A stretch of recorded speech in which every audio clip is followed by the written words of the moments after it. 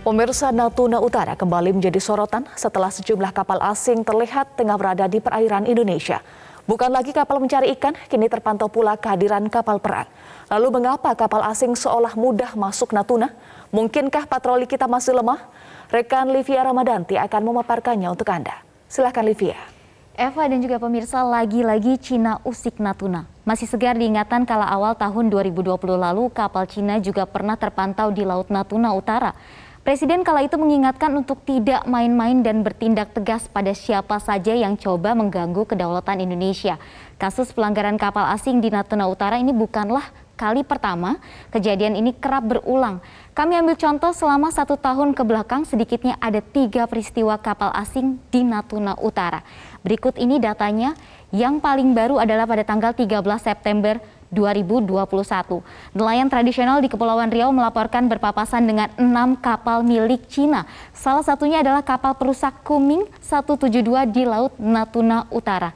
Kemudian jika kita kembali ke tahun 2021, tepatnya di 18 Maret, ada 2 kapal ikan berbendera Vietnam ditangkap kapal polisi Bisma 801 di Laut Natuna Utara. Kemudian di tahun 2020 yang sempat kemudian menjadi perhatian publik karena kapal nelayan Cina dikawal 2 kapal penjaga pantai dan 1 kapal pengawas perikanan Cina ini berada di Laut Natuna Utara yang termasuk zona ekonomi eksklusif milik Indonesia. Mereka melakukan eksploitasi di sana. Nah, jika terjadi pelanggaran, sebenarnya apa yang bisa ditempuh suatu negara termasuk Indonesia? Kita lihat ternyata ada banyak yang bisa ditempuh sejumlah negara jika ada pelanggaran di zona ekonomi eksklusif.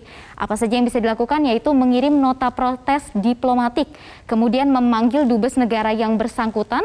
Kemudian yang ketiga adalah Indonesia atau negara tersebut berhak melakukan tindakan menaiki, memeriksa, menangkap, dan mengadili kapal yang kemudian diduga melakukan eksploitasi. Kemudian meminta penjelasan terkait pelanggaran yang ditemukan.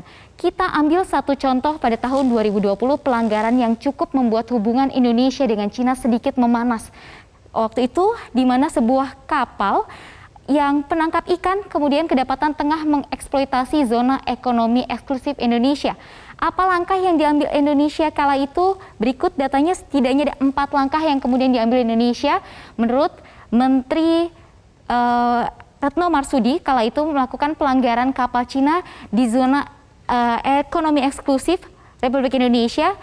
Kemudian ia mengirimkan surat atau nota diplomatik ke Cina dan wilayah ZEE Indonesia yang ditetapkan melalui United Nations Convention of the Law of the Sea atau UNCLOS tahun 1982, kemudian Cina sebagai anggota UNCLOS dan harus menghormati dan mengimplementasikan putusan UNCLOS. Itu yang diminta oleh Indonesia. Kemudian yang terakhir adalah Indonesia tidak mengakui klaim 9 dash line sebagai batas teritorial Cina. Nah, sebelum menjawab soal 9 dash line, saya akan jelaskan secara singkat terkait dengan batas-batas kedaulatan dan hak kedaulatan yang kita miliki adalah sebagai berikut. Kalau soal kedaulatan adalah otoritas tertinggi dalam suatu negara yang di dalamnya terdiri dari daratan, udara, dan juga laut. Pada wilayah laut, kedaulatan teritorialnya adalah sebagai berikut. Ini bisa dilihat adalah laut teritorial sepanjang 12 mil dari bibir pantai. Kemudian juga ada zona tambahan sepanjang 24 mil. Sedangkan hak berdaulat adalah hak negara pantai untuk melakukan eksplorasi, eksploitasi, dan konservasi dan pengelolaan kekayaan hayati di wilayah yuridis tersebut. Wilayah yuridisnya termasuk berikut ini, yaitu zona ekonomi eksklusif sepanjang 200 mil dari bibir pantai.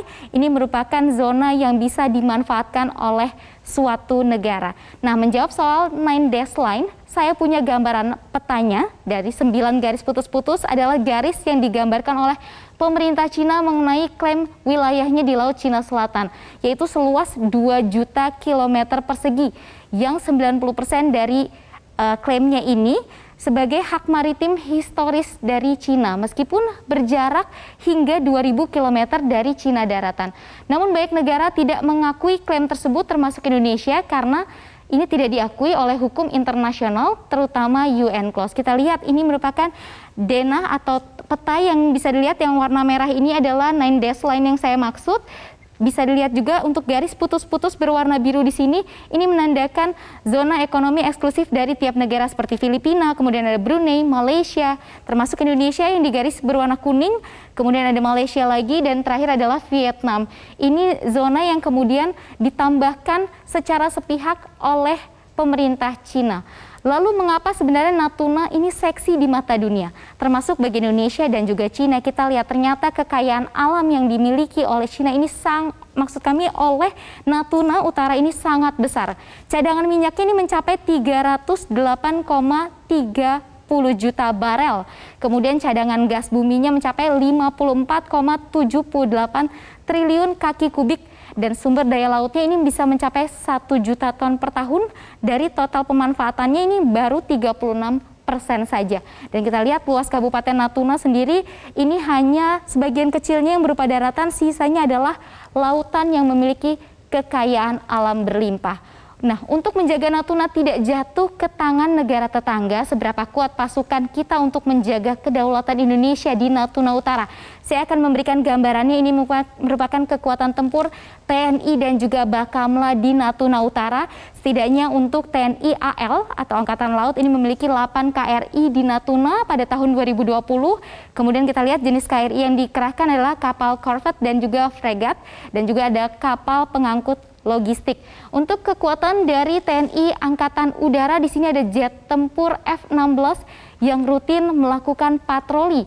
Kemudian untuk kekuatan dari Bakamla ada 10 kapal patroli yang sudah disiapkan atau berjaga dari kapal markas, ada juga kapal patroli 80 meter, ada Bakamla juga memiliki rigid inflatable boat. Nah, bagaimana dengan anggaran masing-masing matra ini? Seberapa besar anggaran yang sudah disiapkan oleh pemerintah? Secara keseluruhan atau tahun 2021 bisa dilihat untuk TNI Angkatan Darat 3,8 triliun. Untuk TNI Angkatan Udara adalah 8,19 triliun. Untuk TNI AL ada 8,03 triliun dan untuk Bakamla ada 515 miliar rupiah. Ini perlu menjadi perhatian, ini merupakan anggaran untuk 1 tahun penuh, yaitu anggaran modernisasi dan juga pemeliharaan serta perawatan untuk alat utama sistem ketahanan Indonesia di tahun 2021. Presiden Jokowi sempat mengingatkan tidak ada tawar-menawar mengenai kedaulatan dan teritorial negara kita, karena menjaga Natuna sudah jadi kewajiban pemerintah. Begitupun menjaga kedaulatan bangsa. Jangan sampai ada negara yang dengan leluasa mengambil hak yang kita punya demi untuk kepentingan dan kesejahteraan mereka. Saya kembalikan ke Eva. Baik, terima kasih Livia untuk pemaparan Anda.